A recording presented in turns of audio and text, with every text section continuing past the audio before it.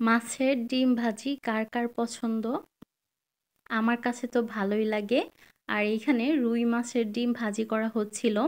কিন্তু আমার মনে হয় যে মাছের ডিম হয়েছে সেই মাছটা না ধরাই ভালো।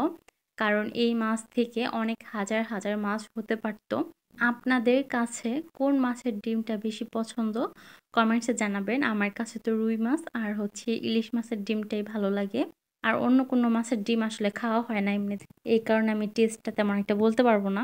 আর ডিম ভাজি হতে হতে এই পাশে আমি ভাত নিয়ে নিলাম মুরগি দিয়ে। সাথে ছিল মিষ্টি কুমড়া ভাজি।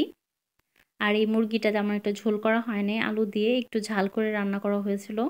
মাছ থেকে মুরগিটাই বেশি ভালো লাগে। আর আমার মনে হয় যে বাংলাদেশে কিংবা বাংলাদেশের বাইরে যে কোনো পরিবারে হোক, সব থেকে বেশি মুরগিটাই খাওয়া হয়। আর সেটা হচ্ছে ব্রয়লার মুরগি।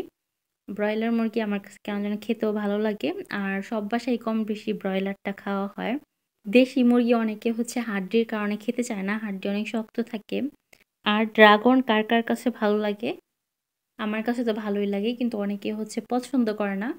ভেতরে কালো জিরার মতো দেখতে, এর জন্য অনেকে বলে যে এইটা টেস্ট তেমন একটা পাওয়া যায় না, মিষ্টি হয় না, পানচে এই টাইপের হয়।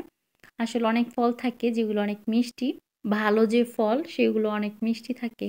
আমার কাছে ড্রাগনটা খুবই ভালো লাগে, তবে লাল কালারটা বেশি ভালো লাগে। আর এই পাশে বিড়ালের জন্য রান্না করেছিলাম মুরগির যে চামড়া সেটা, আর হচ্ছে ডানা, আর এমনি হাড়যুক্ত যে অংশগুলি থাকে সেগুলি ভাজি করেছিলাম। আর আমাদের এই বিড়ালটা হচ্ছে ঝাল খাবার খেতে পারে, এর জন্য হালকা ওর খাবারের মধ্যে হলুদের গুঁড়া, মরিচের গুঁড়া, লবণ সবকিছুই ব্যবহার করি।